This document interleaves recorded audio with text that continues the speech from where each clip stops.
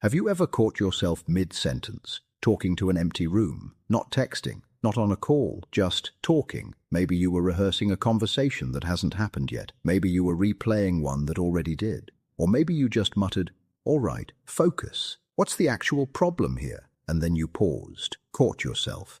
Wait, was I just talking to myself? Here's the thing most people don't realize. That habit isn't necessarily random. It can reveal something interesting about how your mind works. And if it happens to you often, there's a good chance you share these 4 patterns. Pattern 1. You don't let thoughts pass by unexamined. Some people have a thought and move straight to the next one. You're wired a little differently. You circle back. You replay the moment. You ask yourself why you reacted the way you did. And sometimes, thinking it silently just isn't enough. You need to hear it out loud to actually understand it, because a thought spoken becomes a thought you can examine from the outside. You stop just having the idea, you start questioning it. Pattern 2. You build a space where no one's watching. Alone, there's no audience, nobody grading your words, nobody cutting you off. So your mind opens up a room only you can enter, a place to say the things you'd never say out loud to someone else. You rehearse the difficult conversation, defend yourself in an argument that already ended,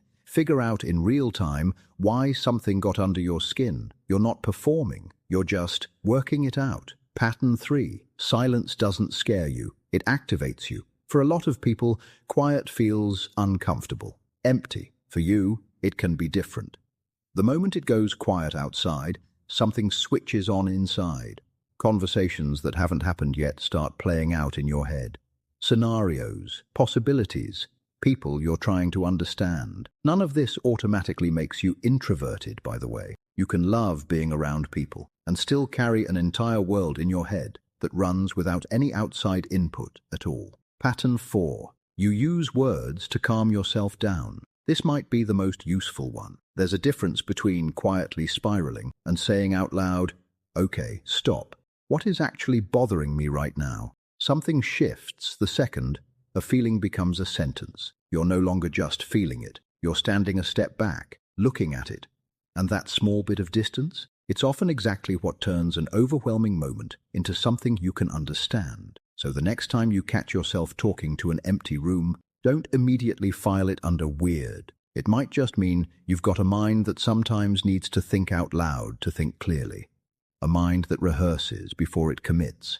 A mind that questions itself before anyone else gets the chance to. And maybe that's the real reason those private conversations, the ones nobody else ever hears, end up being some of the most honest conversations you have. Because sometimes the person you're talking to isn't someone else. It's the part of you you've finally learned to listen to.